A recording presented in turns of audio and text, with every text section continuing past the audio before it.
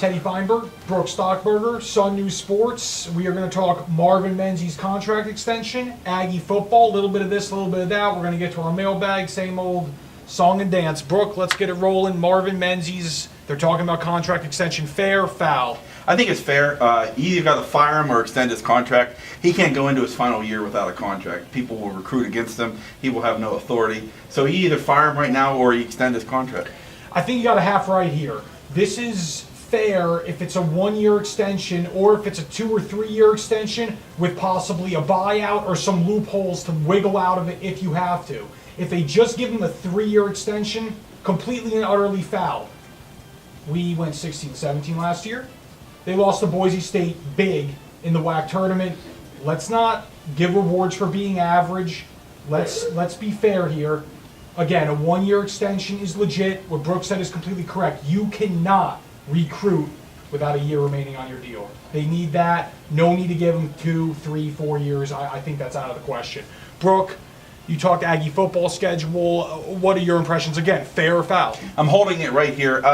Well, you have to say fair. I mean, they have to play the games. I don't see very many wins on this schedule this year, but who knows? Not trying to be negative. They have the money games, as we've talked about, at Minnesota, at Georgia, which is a great place to go and watch football. Not a great place to go and play if you're an Aggie right now.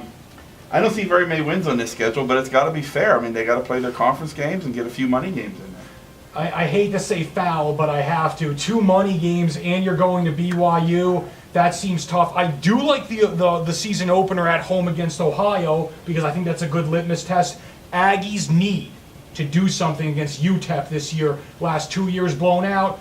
Big game for them this year. They need to show up against the Miners. Honestly, you go 1-11 or whatever, but if you blow out the Miners, no one will care anyway.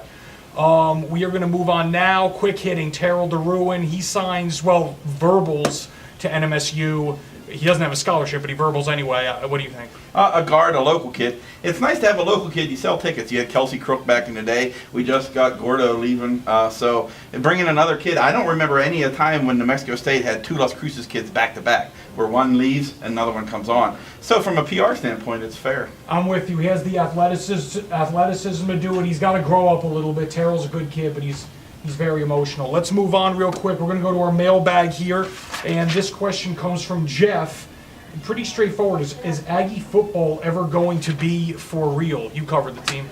I think so. I think there's always the opportunity there. It's hard to recruit here, the depth you need in football. But it's been done before. There's been winning seasons. We had a 7-5 within the last decade. So it is possible. I like Coach Walker. They need financial support to get it done, and this schedule is going to be rough this year. Folks, thanks for joining us as always. Facebook, Twitter, lcsun-news.com, all day, every day. Have a good day.